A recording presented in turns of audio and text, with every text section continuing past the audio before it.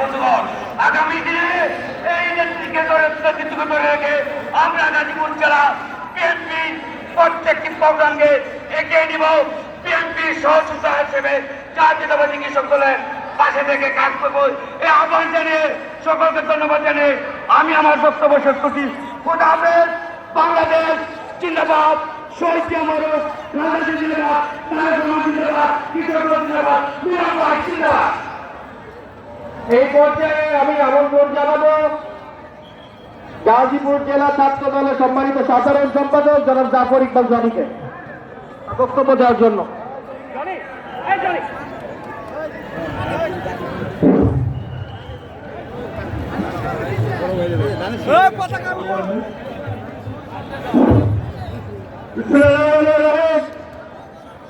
ঐতিহাসিক রাজবাড়ী মাঠে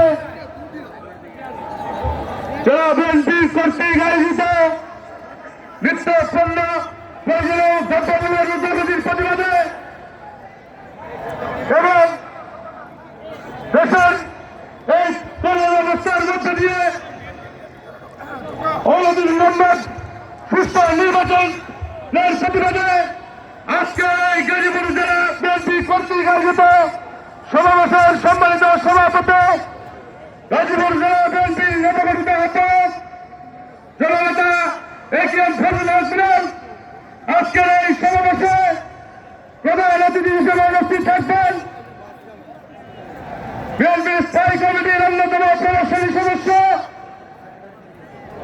জনাব বরকত চন্দ্র রায়। আজকে এই ঐতিহাসিক সমাবেশে সঞ্চালক হিসেবে উপস্থিত রয়েছেন। আজকের এই সমাবেশে প্রধান বক্তা হিসেবে উপস্থিত রয়েছেন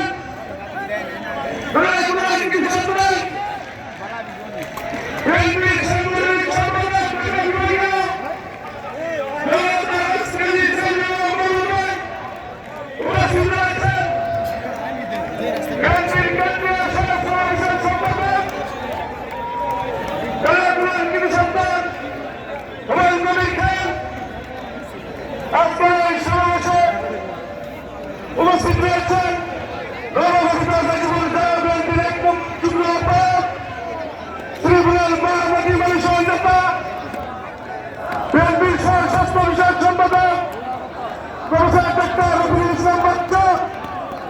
উপস্থিত রয়েছেন মেলাগুলোর কৃতি সন্তান মেলাগুর পৌর সমাজসেবক দল বিএনপির জাতীয় নির্বাহী কমিটির প্রভাবশালী সদস্য উপস্থিত রয়েছেন কালীগঞ্জের কৃতি সন্তান জাতীয় নির্বাহী কমিটির প্রভাবশালী সদস্য গাজীপুর সদর উপজেলা বিএনপির বিপ্লবিক সভাপতি আন্দোলন সংগ্রামের প্রিয়বাদ জনাব আবু বাকর মোসাল্লা। উপস্থিত রয়েছেন গাজীপুর জেলা বিএনপির সমাজ সভাপতি জনতা সমাজ সহ বিভিন্ন উপজেলা বিএনপির সভাপতি সাধারণ সম্পাদক বৃন্দ